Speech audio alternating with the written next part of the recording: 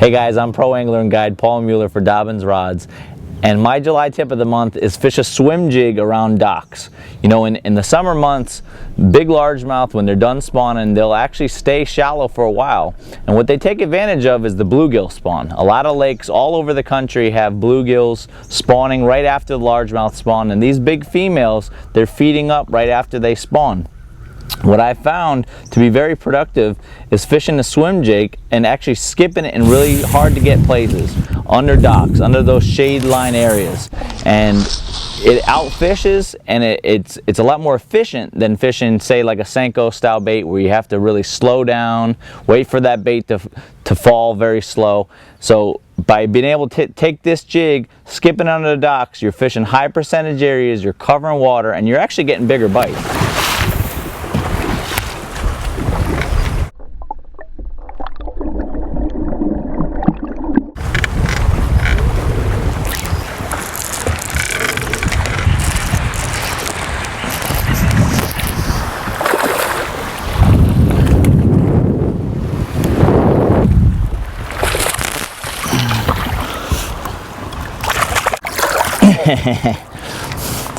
And that's what you catch when you skip under a dock like that with a swim jig.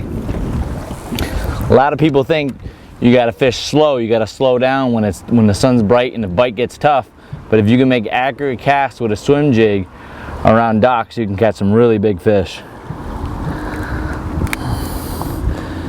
And that little Rains Axe Claw on the back of the trailer is an awesome trailer. I mean, it is my go-to trailer when I'm throwing a swim jig. You can catch some really big fish even when the going gets tough. Swim jig and a Rains Axe Claw. That's a nice one. But all I do with this axe claw is a 3.5 inch axe claw is I just take a pair of scissors, cut off the head, make it flat, shortens it up a little bit. I'm going to rig it with these little ribs on the upward side.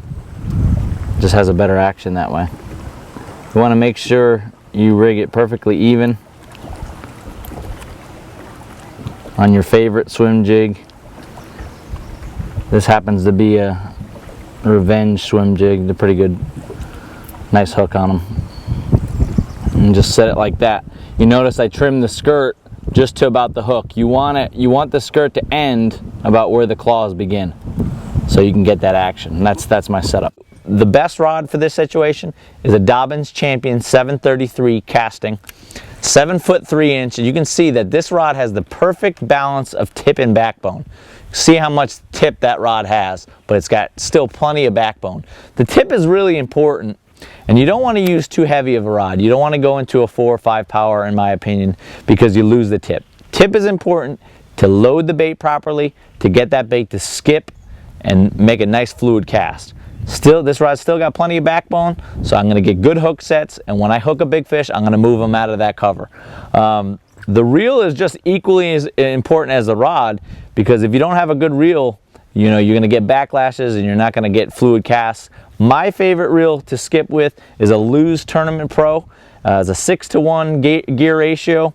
And what I like about the Lew's is if you look on the side of the reel here, they got a nice braking system. It's very easy to use. I'm going to turn this up to 4. And what I'm going to do is I'm going to leave my cast control loose. You want to make sure that that bait peels off that rod nice. You don't want to tighten down too much on the cast control because it's going to, you know, prohibit you from making an accurate fluid cast. This is my setup. Gamma Edge fluorocarbon in the 14-pound is plenty strong, very abrasion resistant. If I get a fish that's got me wrapped in rope or something, I can get that fish away from that cover, even with a little bit of fray, and he's not going to break me off. Next time you guys are out fishing, try a swim jig around docks. It's going to help improve your catch.